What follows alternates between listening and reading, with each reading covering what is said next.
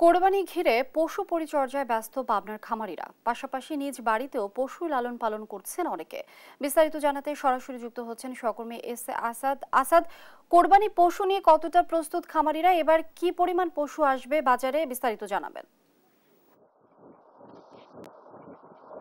ধন্যবাদ লিনিয়া। আসলে আপনি যেমন বলছিলেন, পাবনা একটি পশু সম্পদ উৎপাদনশীল একটি জেলা। এই জেলায় আসলে প্রতি বছর পর্যাপ্ত পরিমাণ গরু, ছাগল, মহিষ মানে কুরবানি উপলক্ষে আসলে প্রস্তুত করা হয়ে থাকে। আমরা জেলা প্রাণী সম্পদ কর্মকর্তার সাথে কথা বলে যেটি জেনেছি, প্রায় এবার 26,000 গো খামারি রয়েছে এই পাবনা জেলায়। এই পাবনা জেলায় 26,000 গো খামারি থেকে প্রায় 7.5 লাখ গবাদি পশু আসলে আসন্ন ঈদুল আজহা উপলক্ষে প্রস্তুত করা হচ্ছে। বিশেষ করে এই খামারিগুলিতে যে পশু প্রস্তুত করা হচ্ছে তার মধ্যে গরু আছে, ছাগল, ভেড়া এবং মহিষ। 7.5 লক্ষ এই পশু আসলে প্রস্তুত করা হচ্ছে শুধুমাত্র এই কোরবানি ঈদকে ঘিরে।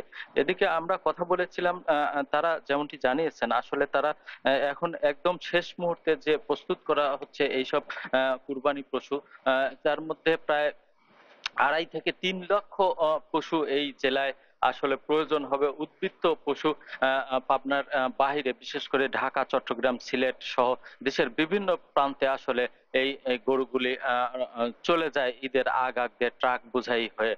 তো আমরা খামারিদের সাথে যে কথা বলে যেটি জেনেছি, তারা আমাদের যেমনটি জানিয়েছেন, সম্প্রতি তাদের লোডশেডিং এর কারণে খুবই সমস্যা হচ্ছে। বিশেষ করে এই বড় বড় জাতের গরুগুলিকে তারা লালন পালন করতে গিয়ে চরম হিমশিম খাচ্ছেন। তারা অলরেডি খামারে প্রত্যেকটি গরুর মাথার উপরে তারা বৈদ্যুতিক পাখা আসলে সেট করে গরুগুলিকে ঠান্ডা রাখার চেষ্টা করেন, এবং দিনে তারা 2-3 বার করে এই গরুগুলিকে লালন পালন এবং যত্ন করার জন্য তারা ওই সাবমার্সিবল মেশিনের মাধ্যম দিয়ে তারা এই গরুগুলিকে গোসল করিয়ে থাকেন। তো আমরা খামারিদের সাথে কথা বলেছি, তারা যেটি জানিয়েছেন, তারা আসলে কোনো ধরনের মোটা তাজাকরণ, স্টেরয়েড জাতীয় কোনো কিছু আহ, আহ, আহ, প্রয়োগ করছেন কিনা এমন প্রশ্নের জবাবে খামারিরা আমাদের বলেছেন যে না, তারা এ ধরনের কোনো কিছুই তারা এবছর মানে ব্যবহার করছে না গরু মোটা তাজাকরণের ক্ষেত্রে। তারা একেবারেই প্রাকৃতিক উপায়ে, বিশেষ করে আহ, আহ, ঘাস ঘাস এবং শুকনা খড় খাবার এইসব খাইয়েই তারা আসলে গরুকে মোটা তাজা করছেন, এবং তারা কোনো ধরনের কৃত্রিম কিংবা কেমিক্যাল জাতীয় কিছু প্রয়োগ করছেন না, এমনটি আমাদের কাছে বলেছেন। আমরা আরো কথা বলেছিলাম আসলে খামারিদের সাথে, যে তারা আসলে এই এত বড় বড় গরু আসলে কিভাবে তারা বিক্রি করবেন। তা আমাদের আমি এখন রয়েছি পাবনার জালালপুরের একটি এমআর অ্যাগ্রো খামারে।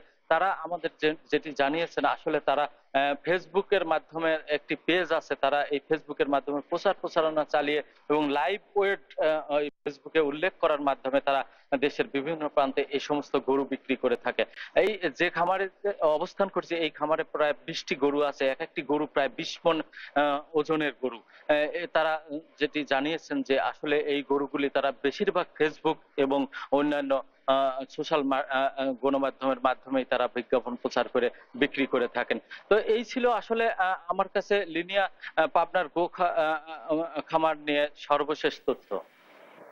আসাদ, ধন্যবাদ আপনাকে। দর্শক, কোরবানি ঘিরে পশু পরিচর্যা ব্যস্ত পাবনার খামারিরা এ বিষয়ে বিস্তারিত জানাচ্ছিলেন সহকর্মী আসাদ।